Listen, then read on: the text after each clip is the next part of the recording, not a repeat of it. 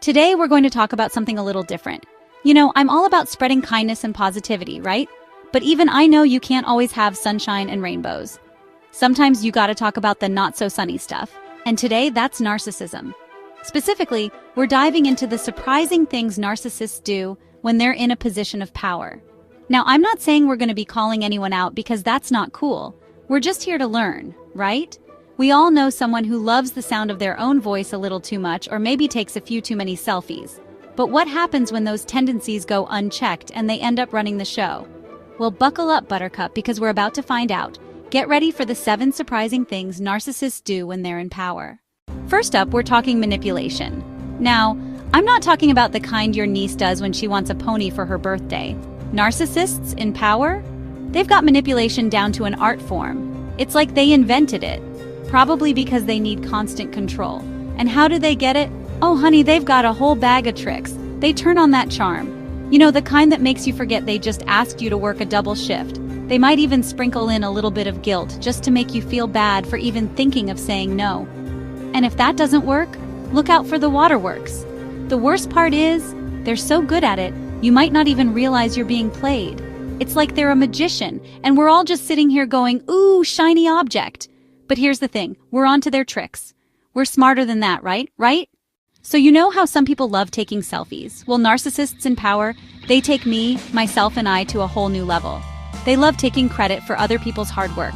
It's like they think they're some kind of creative genius, but really they're just good at slapping their name on other people's ideas. Imagine this. You spend weeks on a project, pouring your heart and soul into it. You're proud, and you should be. But then, your narcissistic boss swoops in, all smiles and charm, and presents it as their own. They'll even tell everyone how much this project would be a success. It's enough to make you want to scream. And you know what the worst part is? They actually believe it. They're so convinced of their own brilliance that they don't even see the real heroes behind the scenes. They're too busy taking a bow and accepting all the praise. But guess what? We see you. We see the people working hard, the ones who deserve the credit. And we applaud you. Okay, let's talk about something that really gets under my skin. Putting others down. That thing narcissists do to make themselves feel better? It's like they have this never-ending need to be the biggest fish in the pond, even if it means shrinking everyone else around them. They'll make snide comments, roll their eyes, or even give you that condescending pat on the head. They'll tell you your ideas are silly, your work isn't good enough, and that you'll never amount to anything. Ouch, right? It's like they're trying to suck all the air out of the room, leaving everyone else feeling small and insignificant. And you know why? Because it makes them feel powerful. They feed off of making others feel bad about themselves. But here's a little secret. The only reason they need to put others down is because they're insecure themselves. They're like a deflated balloon, desperately trying to inflate themselves by stepping on everyone else. Okay, picture this. You're at work and your boss calls a meeting. But this isn't just any meeting, oh no. This is a meeting where the air is thick with tension, where everyone's afraid to even make eye contact, let alone speak their minds. Welcome to the world of a narcissist in power. They rule with an iron fist, using fear and intimidation to keep everyone in line. They create this environment where everyone's walking on eggshells, terrified of saying or doing the wrong thing. And you know why it works? Because questioning or disagreeing with the narcissist is like poking a bear with a stick. You just don't do it unless you're prepared for the consequences. And trust me, they can be brutal. They might yell, they might threaten, or they might just give you that ice-cold stare that sends shivers down your spine. Either way, the message is clear. Don't even think about challenging me. You know how when you watch a sad movie and you just start crying? Well, narcissists? They're more likely to be wondering when the popcorn's going to be ready. Empathy? It's just not in their vocabulary. They're so wrapped up in their own little world, so busy admiring their reflection, that they don't even notice, let alone care about, how other people are feeling. Imagine trying to tell a narcissist that you're having a bad day. They'll probably just roll their eyes and tell you to buck up or say something like, well, at least you don't have it as bad as I do. It's like they're emotionally colorblind. They see the world in shades of me, myself, and I, and everyone else is just a gray blur in the background. Okay, let's play a game. It's called What Have You Done For Me Lately? It's the narcissist's favorite game.